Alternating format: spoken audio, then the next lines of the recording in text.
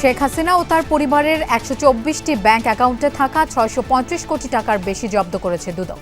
তালিকায় রয়েছে সুধা সদন সহ ৭টি ফ্ল্যাট। চলতি বছরই বিদেশে পাচার হওয়া কয়েকশো কোটি ডলার ফিরিয়ে আনা সম্ভব, জানালেন অর্থ উপদেষ্টা। এপ্রিলেই হবে দৃশ্যমান অগ্রগতি।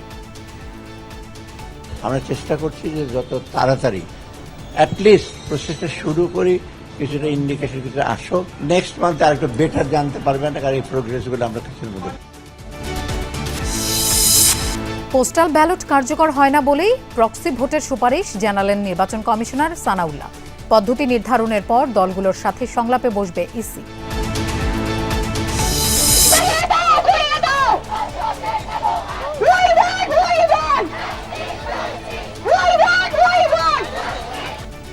ধর্ষকের শাস্তি প্রকাশ্যে কার্যকরের দাবিতে শাহবাগে ৩০ কলেজের শিক্ষার্থীদের প্রতিবাদ কর্মসূচি। ৪ দফা দাবি উপস্থাপন।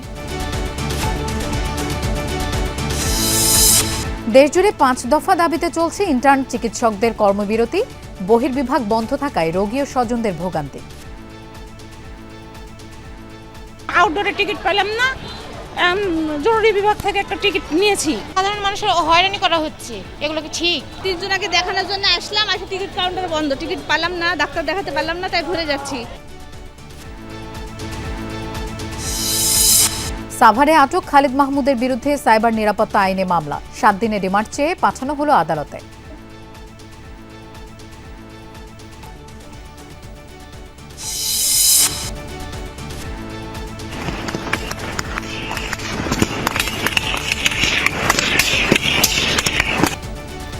আসাদ অনুসারীদের সাথে সিরীয় সেনাবাহিনীর রক্তক্ষয়ী সংঘর্ষ ৫ দিনের মাথায় সমাপ্তি ঘোষণা। প্রাণহানি ১৫০০-এর বেশি।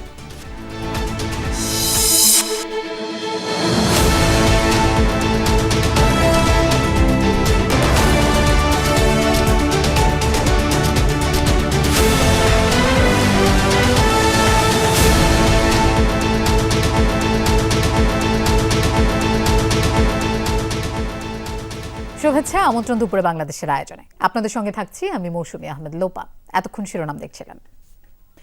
শেখ হাসিনা ও তার পরিবার এবং স্বার্থ সংশ্লিষ্ট ব্যক্তি ও প্রতিষ্ঠানের ফ্রিজ করা ১২৪টি ব্যাংক অ্যাকাউন্টে ৬৩৫ কোটি ১৪ লাখ টাকা পেয়েছে বাংলাদেশ ফাইন্যান্সিয়াল ইন্টেলিজেন্স ইউনিট। এছাড়া ১ কোটি ৮০ লাখ টাকা দলিল মূল্যে রাজুকের ৬০ কাঠা প্লট এবং ৮ কোটি ৮৫ লাখ টাকা মূল্যের ১০% জমি সহ ৮টি ফ্ল্যাট জব্দ করেছে বিএফআইইউ। ৬টি দেশে শেখ হাসিনা ও তার পরিবারের সদস্যদের নামে বিপুল সম্পদের খোঁজ পাওয়া গেছে বলে জানান প্রধান উপদেষ্টার প্রেস সচিব শফিকুল আলম। প্রেস সচিব জানান, এরই মধ্যে ২টি গোয়েন্দা সংস্থার প্রতিবেদন দুর্নীতি দমন কমিশনে দেওয়া হয়েছে। যুক্তরাষ্ট্র, যুক্তরাজ্য, সিঙ্গাপুর, হংকং এবং ক্যামন দ্বীপপুঞ্জে হাসিনার পরিবারের সদস্যদের সম্পদের খোঁজ পাওয়া গেছে। ১২৪টি ব্যাংক অ্যাকাউন্টে ৬৩৫ কোটি টাকা পাওয়া গেছে বলেও জানানো হয়। এর বাইরেও রাজুকের ১ কোটি ৮০ লাখ টাকা মূল্যের ৬০ কাঠা প্লট পাওয়া গেছে ক্ষমতাচ্যুত প্রধানমন্ত্রী শেখ হাসিনা এবং তার পরিবারের নামে। এছাড়া ৮ কোটি ৮৫ লাখ টাকার ১০% জমি সহ ৮টি ফ্ল্যাট পাওয়া গেছে।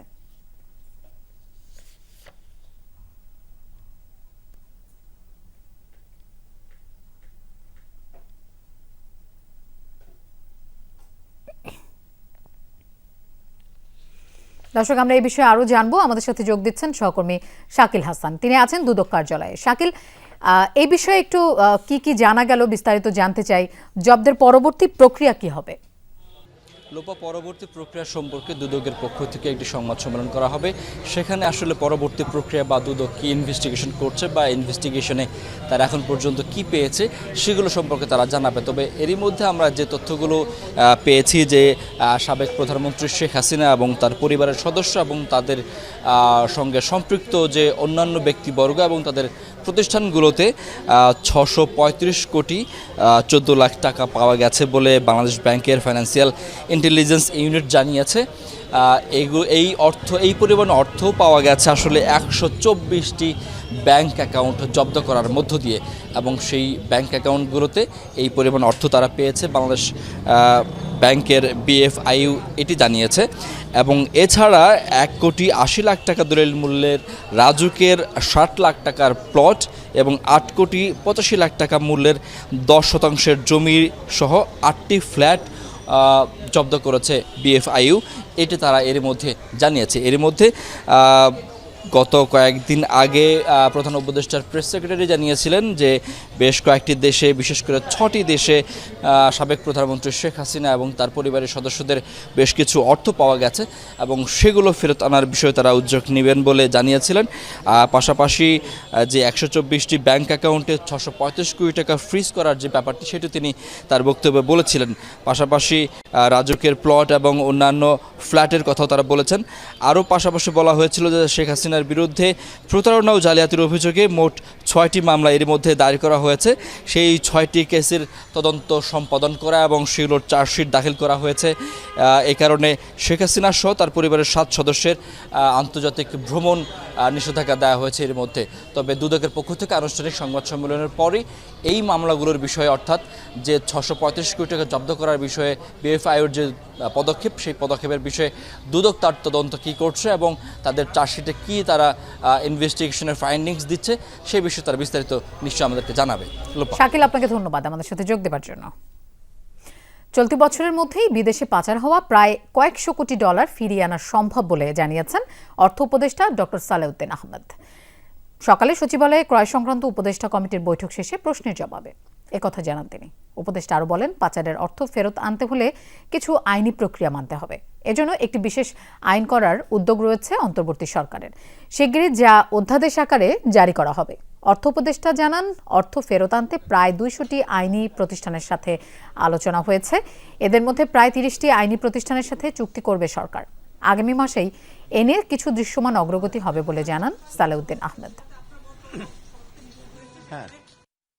আমরা চেষ্টা করছি ইমিডিয়েটলি যেটি পারি, কতগুলো সেন্সিটিভ কেস করা হয়েছে অন্যগুলোরও আমরা চেষ্টা করছি যে যত তাড়াতাড়ি অ্যাটলিস্ট প্রসেসটা শুরু করি, কিছুটা ইন্ডিকেশন কিছুটা আসুক।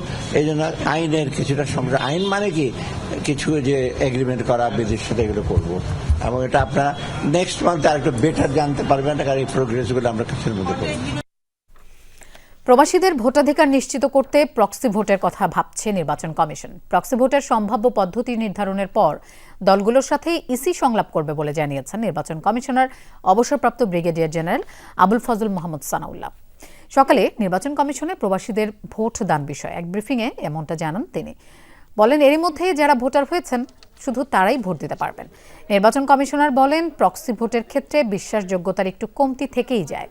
সেক্ষেত্রে প্রবাসী ভোটারকে নিজের আস্থাভাজন বিশ্বস্ত কাউকেই প্রক্সি ভোটের জন্য বাছাই করার পরামর্শ দেন তিনি। প্রবাসীদের ভোটের জন্য আগে থেকেই পোস্টাল ব্যালট পদ্ধতি আছে, তবে তা সময় সাপেক্ষ বলেই প্রক্সি ভোটের সুপারিশ করা হয়েছে বলে জানিয়েছেন নির্বাচন কমিশনার আবুল ফজল।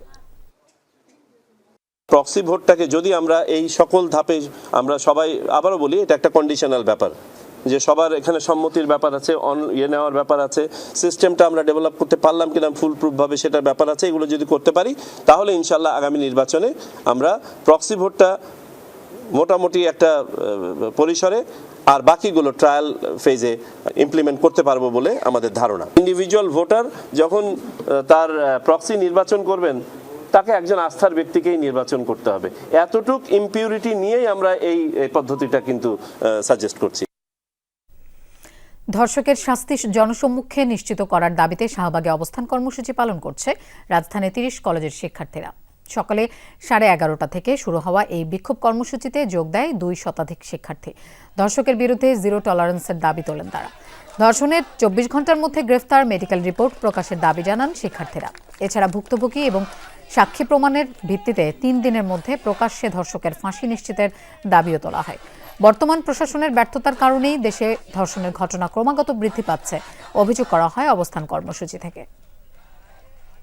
এতটা আতঙ্কে এখন যে আমাদের রাস্তার নামতে আমরা বাধ্য হয়েছি, যে আমাদের সেফটিটা কোথায়, আমরা না বাসায় সেফ না বাইরে সেফ। একটা রেপিস্টকে এমনভাবে এত বাজেভাবে কোনো একটা ধরনের লাইক এটার এগেনস্টে এমন একটা স্টেপ না হোক, ওপেনলি না হোক, সো দ্যাট আর কেউ মানে আর কোনো ছেলে যাতে এই ধরনের সাহস যাতে নেক্সট টাইম যাতে না করে। দর্শকদের আপনার ধরা হচ্ছে, রিমান্ডের উপরে রিমান্ড দেওয়া হচ্ছে কেন? তারা তো স্বীকার যাচ্ছে যে তারা ধর্ষণ করেছে, তাহলে ওদেরকে কেন ফাঁসি দেওয়া হচ্ছে না? আমরা মেয়েরা তো করেও সেফ না, আমরা বাইরে কিভাবে সেফ থাকবো? ধর্ষকের শাস্তি জনসম্মুখে নিশ্চিত করার দাবিতে শাহবাগে অবস্থান কর্মসূচি পালন করছে রাজধানীর 30 কলেজের শিক্ষার্থীরা। আমরা এই বিষয়ে একটু জানবো। আমাদের সাথে যোগ দিচ্ছেন সহকর্মী ভাস্কর ভাতুরী। ভাস্কর, প্রতিবাদ কর্মসূচিতে অংশ নেওয়া শিক্ষার্থীরা কি বলছেন একটু জানতে চাই।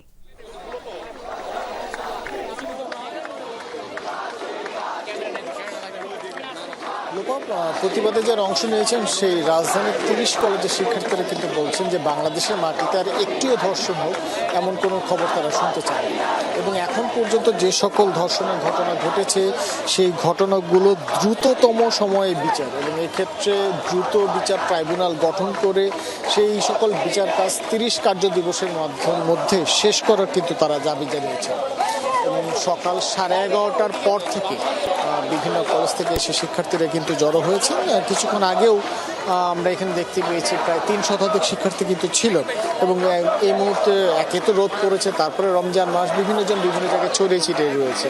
আমরা যখন তাদের সাথে কথা বলছিলাম লোপা, শিক্ষার্থীরা আমাদেরকে জানিয়েছেন যে মূলত 4টি দাবি, যার মাঝে প্রথম দাবিটি হয়েছে যে অবশ্যই ধর্ষকের শাস্তি জনসম্মুখে নিশ্চিত করতে হবে, ধর্ষকের সর্বোচ্চ শাস্তি সবসময় নিশ্চিত করতে হবে, এবং যদি কোনো ধর্ষণের ঘটনা আবার ঘটে অথবা ঘটতে থাকে তাহলে অবশ্যই আইনি প্রক্রিয়া 24 ঘন্টার মাঝে শেষ করে তার বিচারিক প্রক্রিয়া 72 ঘন্টার মাঝে শুরু করার তাদের যে আলটিমেটাম, সেই আলটিমেটাম রয়েছে। এবং তার পরবর্তী সময়ে দেশের বিভিন্ন স্থানে এবং কোথাও যেটা ভিকটিম ব্লেমিং এর যে সংস্কৃতি, সেই ভিকটিম ব্লেমিং এর সংস্কৃতি বন্ধ করারও কিন্তু তারা দাবি জানিয়েছে যখন বিভিন্ন জনের সাথে কথা বলেছি। দুপুর 1:30টার দিকে তারা তাদের যে কর্মসূচি, সেই কর্মসূচি শাহবাগে অবস্থান নিয়ে ঘোষণা করার কথা থাকলেও আমরা কিন্তু লক্ষ্য করেছি তারা 10 মিনিটের জন্য শাহবাগ অবরোধ রেখেছিল, এবং সেই 10 মিনিট শাহবাগের চারপাশে যে রাস্তাগুলো রয়েছে সেই সড়কের যান চলাচল প্রায় পুরোপুরি বন্ধ হয়ে যায়। তার কিছুক্ষণ পরে শিক্ষার্থীদের একটি অংশ এসে সিদ্ধান্ত জানায় যে জনগণকে ভোগান্তিতে ফেলে তারা কোনো ধরনের কর্মসূচি পালন করতে চায় না, এবং একই সাথে তারা বলে যে বর্তমান সরকারকে বেকায়দায় ফেলার কোনো ইচ্ছা তাদের নেই। এর মাঝে আবার কেউ কোনো শিক্ষার্থী বলছেন যে বর্তমান সরকার নতুন বাংলাদেশ গড়ার কথা বললেও ঠিক এই মুহূর্তে তাদের পরিবারের নারী সদস্যরা অথবা নারী সহপাঠীরা কিন্তু বাংলাদেশের যে পরিস্থিতি, সেই পরিস্থিতি অনুযায়ী আইন শৃঙ্খলা পরিস্থিতিতে তারা সুস্থ বোধ করছেন না অথবা নিরাপদ বোধ করছেন না। সকলে মিলে যাতে নতুন বাংলাদেশ গড়তে পারে, সেই বাংলাদেশে যাতে সকলে নিরাপদ থাকে, সেই বিষয়ে প্রত্যেকটি শিক্ষার্থী প্রত্যাশা করছে। লোপা। ভাস্কর, আপনাকে ধন্যবাদ আমাদের সাথে যোগ দেবার জন্য। দর্শক, কিছুক্ষণের মধ্যেই ব্রিফ করবেন দুদকের মহাপরিচালক আক্তার হোসেন।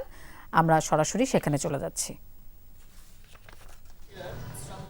জনশক্তি রপ্তানির ক্ষেত্রে সরকার নির্ধারিত অর্থ আদায় এবং বিদেশে অর্থ পাচারের অভিযোগ অনুসন্ধানকালে দেখা যায় যে পরস্পর যোগসাজশে অপরাধজনক বিশ্বাস ভঙ্গের মাধ্যমে অসৎ উদ্দেশ্যে সরকারি ক্ষমতার অপব্যবহার করে সাবেক মন্ত্রী, সংসদ সদস্য, উপজেলা চেয়ারম্যান, কাউন্সিলর হিসাবে দায়িত্ব পালনকালে এবং বাইরের বিভিন্ন পদে দায়িত্ব পালনকালে সিন্ডিকেট করে রেজিস্ট্রেশনের বিএমইটি এবং বাইরের রেজিস্ট্রেশনের শর্ত ভঙ্গ করে সরকার কর্তৃক নির্ধারিত ৭৮,৯৯০ টাকার চেয়ে 5 গুণ অতিরিক্ত টাকা গ্রহণপূর্বক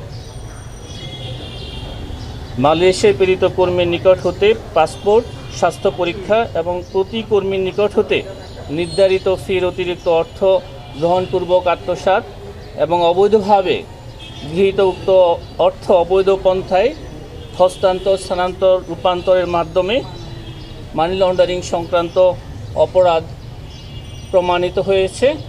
এই কারণে 12টি রিক্রুটিং এজেন্সির বিরুদ্ধে দণ্ডবিধি সংশ্লিষ্ট ধারা, মানি লন্ডারিং প্রতিরোধ আইন সংশ্লিষ্ট ধারা এবং দুর্নীতি প্রতিরোধ আইন 1947 সংশ্লিষ্ট ধারায় 12টি মামলা রুজুর সিদ্ধান্ত গৃহীত হয়েছে। আমি এখন আপনাদেরকে 12টি প্রতিষ্ঠানের নাম, টাকার পরিমাণ এবং আসামি বা অভিযোগ সংশ্লিষ্ট ব্যক্তি যারা আছেন তাদের নাম বলছি। মেসার্স অরবিটাল এন্টারপ্রাইজ, স্বত্বাধিকারী মিসেস কাশ্মীরি কামাল। দর্শক, দুদক কার্যালয়ে দুদক মহাপরিচালক আক্তার হোসেন কথা বলছিলেন, আমরা ছিলাম সরাসরি সেখানে। নারীদের নিরাপত্তা দিতে না পারা সরকারের জন্য লজ্জার, এমনটা জানালেন ঢাকা বিশ্ববিদ্যালয়ের সাদা দলের আহ্বায়ক মোর্শেদ হাসান খান। দর্শকদের দৃষ্টান্তমূলক শাস্তির দাবি জানান তিনি। সকালে ঢাকা বিশ্ববিদ্যালয়ে হয় সাদা দলের মানববন্ধন। এ সময় যুগ্ম আহ্বায়ক অধ্যাপক আব্দুস সালাম বলেন, নারীর পোশাক নিয়ে কথা উঠবে এমনটা চাই না। তিনি বলেন, যে যার পছন্দ মতো পোশাক স্বাধীনভাবে পরবে সেটি নিশ্চিত করতে হবে। সাবেক আহ্বায়ক অধ্যাপক লুৎফর রহমান খান বলেন, ঢাবির শিক্ষার্থীকে পোশাকের কারণে লাঞ্ছনাকারীর বিরুদ্ধে অবিলম্বে আইনগত ব্যবস্থা নেওয়া হোক। এ সময় ধর্ষকদের দ্রুত বিচারে আইন সংশোধনের আহ্বান জানান বক্তারা। জনগণ যেন একটা স্বস্তির পরিবেশে থাকতে পারে, নিরাপদে থাকতে পারে, সেই দায়িত্ব আপনাদেরকেই নিতে হবে। নতুবা আবারও দেখা যাবে দেশে আরো বিশৃঙ্খলা সৃষ্টি হবে। পরিষদ থেকে শুরু করে সমস্ত এই ধরনের যারা কাজগুলো করছেন তাদেরকে বাস্তবে এনে সবার সামনে আসিয়া দর্শকের বিচার সবার সামনে হওয়া উচিত। যদি সরকার একটি বিচার করতে পারে, মানুষ সেকেন্ড টাইম আর এরকম আরেকজনের সামনে আগাবে না।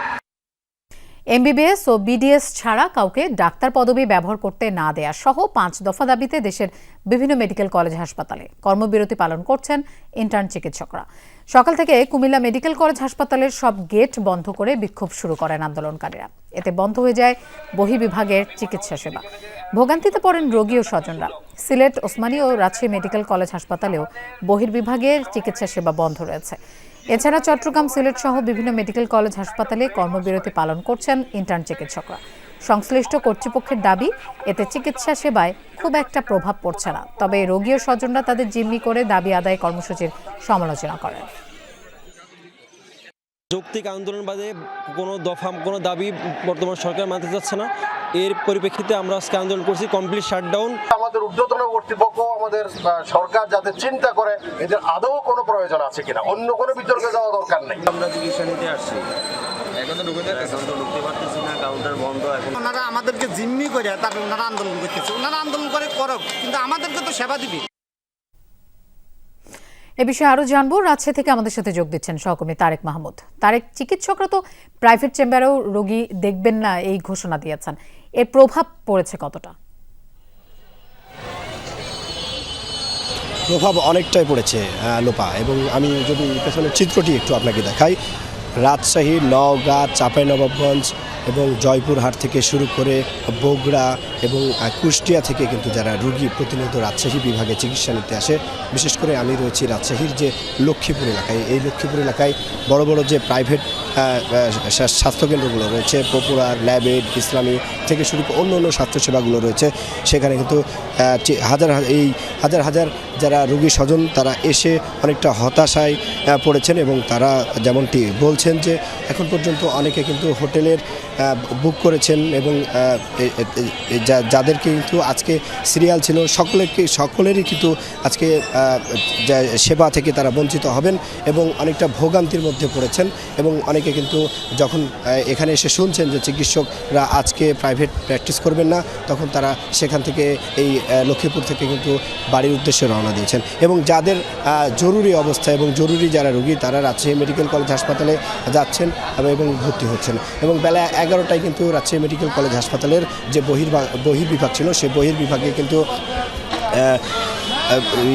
সেবা বন্ধ ছিল। তারপরে যে ভোগান্তি 1 ঘন্টা সেটি আমরা দেখেছি। এবং ইন্টার্ন চিকিৎসক থেকে শুরু করে সিনিয়র চিকিৎসক তারা আমাদেরকে যতটুকু জানিয়েছেন যে আগামীকাল যে তাদের যে রায় রয়েছে, সেই রায় কিন্তু তাদের পক্ষে না গেলে তারা কঠোর থেকে কঠোর কর্মসূচি দেবেন।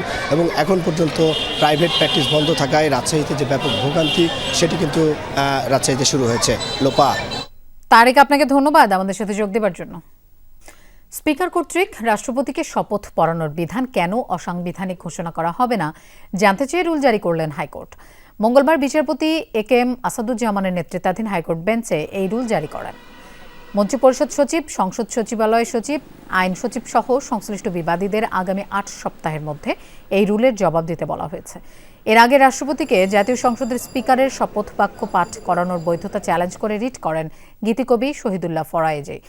রিটের পক্ষের শুনানি করেন আইনজীবী ব্যারিস্টার ওমর ফারুক। সংবিধানে রাষ্ট্রপতিকে প্রধান বিচারপতির শপথ পড়ানোর বিধান ছিল, পরে সংবিধান সংশোধন করে রাষ্ট্রপতিকে স্পিকারের শপথ পড়ানোর বিধান সংযুক্ত করা হয়। রিটে বলা হয়েছে, রাষ্ট্রপতি প্রধান বিচারপতিকে যেমন শপথ পড়াবেন, তেমনি রাষ্ট্রপতিকে প্রধান বিচারপতি শপথ পড়াবেন। আমরা যেভাবে রুল চেয়েছি অসাংবিধানিক ঘোষণা করা এবং প্রয়োজনীয় পদক্ষেপ নেওয়া যাতে সংবিধানের পুরাতন বিধান যেটি 37-38 বছর ধরে চলে আসছে, রাষ্ট্রপতিকে বাংলাদেশের প্রধান বিচারপতি শপথ পড়াবেন, সেটি রেস্টোর করা হবে না। তো আজকে আমরা শুনানি করেছি, শুনানির পরে আদালত সন্তুষ্ট হয়ে রুল জারি করেছেন। ব্যাংক ও আর্থিক প্রতিষ্ঠানের বাইরে ব্যক্তি পর্যায়ে চড়া সুদে লেনদেন ও দাদন বন্ধে রুল জারি করেছেন হাইকোর্ট। এই বিষয়ে কর্তৃপক্ষের নিষ্ক্রিয়তা কেন অবৈধ করা হবে না তা জানতে চেয়েছেন আদালত। আর্থিক প্রতিষ্ঠান এবং ব্যাংক যারা বাংলাদেশ ব্যাংক এবং সংশ্লিষ্ট অথরিটি কর্তৃক যারা অনুমোদিত, তারা ব্যতীত কোনো ব্যক্তি পর্যায়ে কাউকে সুদে লেনদেন করতে পারবে না এবং কোনো দাদন ব্যবসা চলবে না। সেই ব্যাপারে কিন্তু সুস্পষ্ট বিধান আছে। আমরা মহামান্য আদালতকে সেই বিষয়টা বোঝাতে সক্ষম হয়েছি। এছাড়াও ব্যাংকিং কোম্পানিজ অ্যাক্ট আছে, ওখানেও এই ব্যাপারে কিন্তু সুস্পষ্ট নির্দেশনা আছে। সাভারের আমিনবাজারে পাওয়ার গ্রিডে লাগা অগ্নিকাণ্ডে একটি ট্রান্সফরমার পুড়ে গেছে। সকাল 7:15 দিকে আমিনবাজার পাওয়ার গ্রিডে এই আগুনের ঘটনা ঘটে। মুহূর্তেই আগুন ছড়িয়ে পড়ে, প্রচণ্ড ধোঁয়ায় আচ্ছন্ন হয়ে পড়ে চারপাশ। আগুনের খবর পেয়ে ফায়ার সার্ভিসের 9টি ইউনিট ঘটনাস্থলে পৌঁছে প্রায় 2 ঘন্টার চেষ্টায় আগুন নিয়ন্ত্রণে আনে।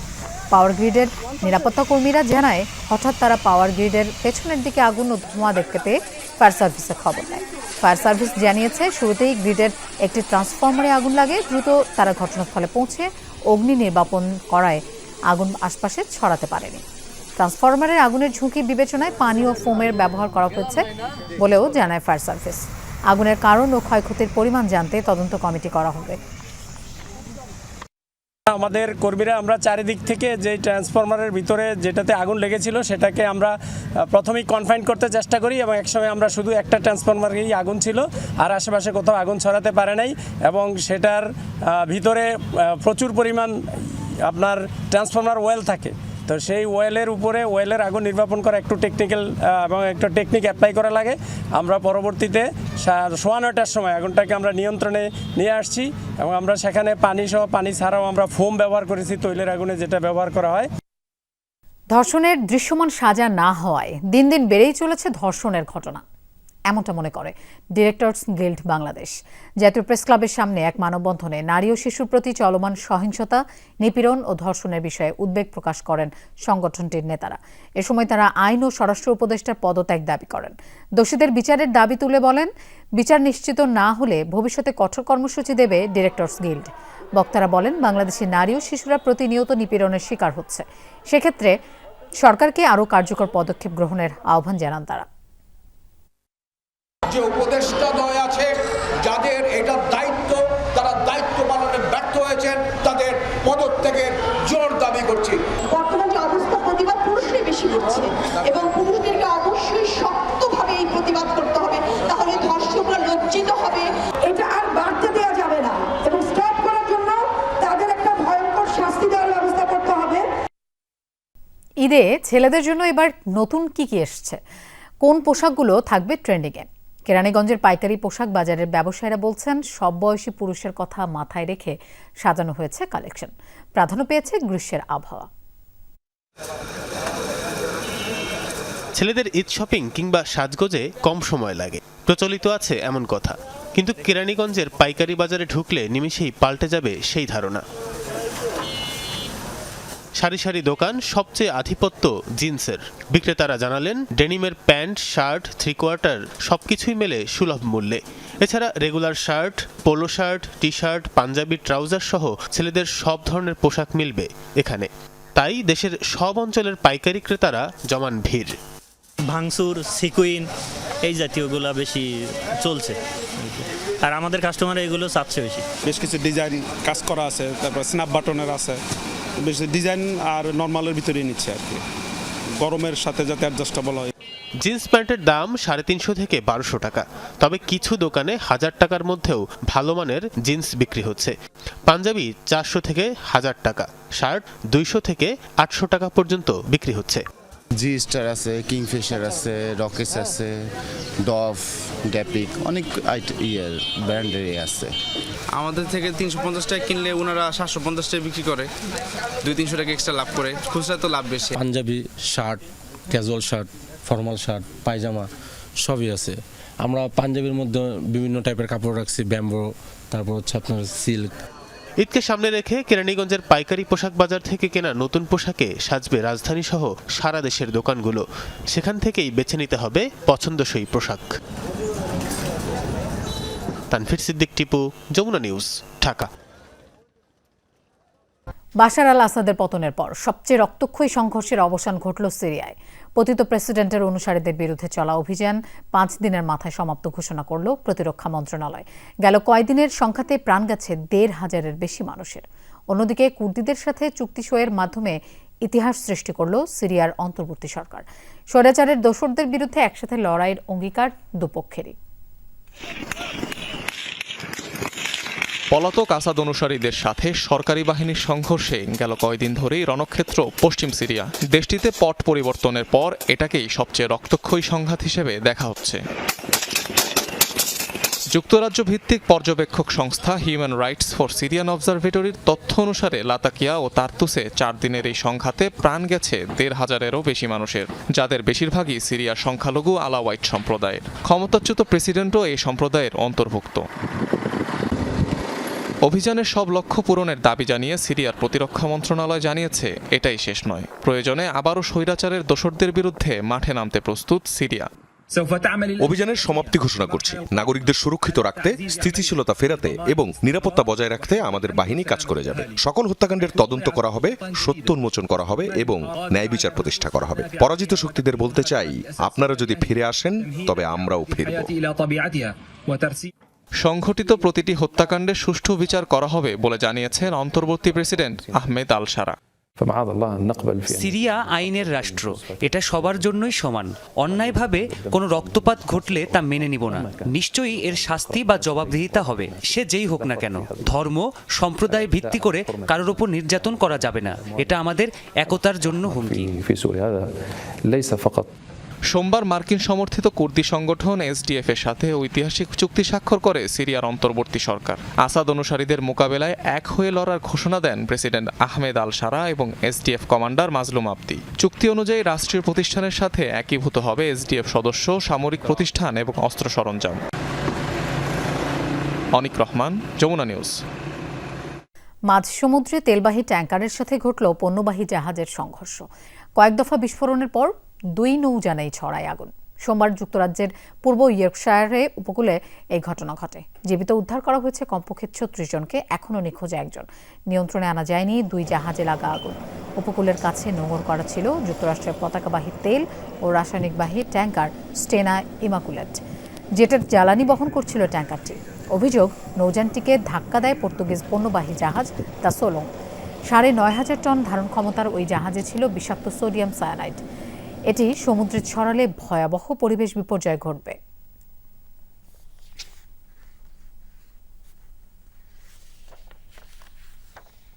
ব্রাজিলের এক আশ্রয়কেন্দ্রে আগুনে পুড়ে 4 জনের মৃত্যু হয়েছে। সিসিটিভি ফুটেজ দেখে সন্দেহভাজন এক ব্যক্তিকে আটক করেছে পুলিশ। সোমবার সাও পাওলো শহরে এই ঘটনা ঘটে। এ সময় আশ্রয়কেন্দ্রের বাইরে ঘোরাফেরা করছিল সন্দেহজনক এক ব্যক্তি। পরে সিসিটিভি ফুটেজ দেখে 42 বছর বয়সী ওই ব্যক্তিকে গ্রেফতার করে পুলিশ। জানায়, ঘটনাস্থলে মোট 22 জন উপস্থিত ছিলেন। আহত হয়ে হাসপাতালে ভর্তি 8 জন নিরীহ মানুষ, যাদের 6 জন চলাফেরা করতে অপারগ। এ ঘটনায় অগ্নিসংযোগ এবং হত্যা মামলা দায়ের করেছে দেশটির পুলিশ। যুক্তরাষ্ট্রে ফিলিস্তিনি শিক্ষার্থী মাহমুদ খলিলের গ্রেফতার ঘিরে চলছে তোলপাড়। তাকে অযৌক্তিকভাবে আটকের অভিযোগ তুলে বিভিন্ন স্থানে হয়েছে ব্যাপক বিক্ষোভ। খলিলকে উগ্র হামাসপন্থী আখ্যা দিয়ে ডোনাল্ড ট্রাম্পের হুঁশিয়ারি, আটক করা হবে ইসরায়েল বিরোধী আরও অনেককেই। 10 মাসের মাথায় আবারও ফিলিস্তিনপন্থীদের বিক্ষোভে উত্তাল হলো নিউ ইয়র্ক। কলাম্বিয়া বিশ্ববিদ্যালয়ের শিক্ষার্থী মাহমুদ খলিলকে গ্রেফতারের প্রতিবাদে জড়ো হয়েছে শত শত মানুষ। 1 বছর আগে যুক্তরাষ্ট্র জুড়ে ছড়িয়ে পড়া ইসরায়েল বিরোধী ছাত্র আন্দোলনে অন্যতম ভূমিকা ছিল ফিলিস্তিনি শরণার্থী শিবিরে বেড়ে ওঠা খলিলের। গত শনিবার রয়টার্সকে দেওয়া সাক্ষাৎকারে উদ্বেগ জানিয়ে বলেছিলেন, গণমাধ্যমের সাথে কথা বলায় সরকারের নজরদারিতে রয়েছেন তিনি। এর কয়েক ঘন্টা পরই বিশ্ববিদ্যালয়ের বাসভবন থেকে তাকে আটক করে হোমল্যান্ড সিকিউরিটি বিভাগের সদস্যরা। তার 8 মাসের অন্তঃসত্ত্বা স্ত্রীকেও আটকের হুমকি দেওয়া হয়। কোনো অপরাধ না দেখিয়েই গ্রিন কার্ডধারী খলিলের আটকের প্রতিবাদে সরব হয়েছে শিক্ষার্থীরা। সত্যি বলতে বিশ্ববিদ্যালয়ের নেতৃত্ব নিয়ে হতাশ, মর্মাহত। আমার মনে হয় বেশিরভাগ শিক্ষার্থী ক্ষুব্ধ। জাতীয় পর্যায়ে আমাদের রাজনৈতিক নেতৃত্ব নিয়ে চরম অসন্তুষ্ট। এখানে জড়ো হয়েছে মাহমুদকে মুক্ত করার লড়াই শুরুর জন্য। শিক্ষার্থী জনতা সবার উদ্দেশ্যে বলছি, এটা বন্ধ হওয়া দরকার। রাজপথে গণ আন্দোলন গড়ে তুলতে হবে। মানবতার নামে ফ্যাসিজম বন্ধ করতে হবে। খলিলের মুক্তির দাবিতে রাজপথে নেমেছে বিশ্ববিদ্যালয়ের শিক্ষকরাও। আমাদের সুনাম আর স্বাধীনতার সৌন্দর্যের কারণে বিশ্বের নানা প্রান্ত থেকে খলিলের মতো শিক্ষার্থীরা আসে। বিশ্ব মনে করে এখানে মত প্রকাশের কিংবা রাজনৈতিক অবস্থানের জন্য কাউকে আটক করা হয় না। তবে মাহমুদ খলিলের কেসটি সে আস্থার জায়গাটি উড়িয়ে দিল। মাহমুদ খলিল গত বছরের ছাত্র আন্দোলনের পরিচিত মুখ। সে সময় বিশ্ববিদ্যালয় প্রশাসনের সাথে ছাত্রদের প্রধান সমন্বয়ক ছিলেন তিনি। শান্তিপূর্ণ উপায়ে সমাধানের চেষ্টা করেছেন তিনি। প্রেসিডেন্ট নির্বাচিত হলে ফিলিস্তিনপন্থী আন্দোলনকারী বিদেশি শিক্ষার্থীদের বহিষ্কারের হুঁশিয়ারি দিয়েছিলেন ডোনাল্ড ট্রাম্প। এবার খলিলকে উগ্র বিদেশি হামাসপন্থী ছাত্র আখ্যা দিয়ে ট্রাম্পের হুঁশিয়ারি এটা কেবল শুরু। আটক করা হবে আরও অনেক ইসরায়েল বিরোধী মানবাধিকার কর্মীকে। মার্কিন বিশ্ববিদ্যালয়গুলোর গবেষণা প্রকল্পে ইসরায়েলের প্রতিরক্ষা বিভাগের অর্থায়ন ফিরিয়ে দেওয়ার দাবিতে গত বছর কলম্বিয়া বিশ্ববিদ্যালয় থেকে শুরু হয়েছিল ছাত্র আন্দোলন। গাজায় গণহত্যা বন্ধের দাবিতে জোরালো আওয়াজ তুলে এই আন্দোলনে সামিল হয় একের পর এক বিশ্ববিদ্যালয়ে। যুক্তরাষ্ট্রের সীমানা পেরিয়ে প্রতিবাদের ঢেউ ছড়ায় ইউরোপ ও অস্ট্রেলিয়াতেও। ডরথি দাস্ট্রিন, যমুনা নিউজ। দর্শক, এই ছিল দুপুরে বাংলাদেশের আয়োজনে। আর এতক্ষণ সাথে থাকার জন্য ধন্যবাদ সবাইকে।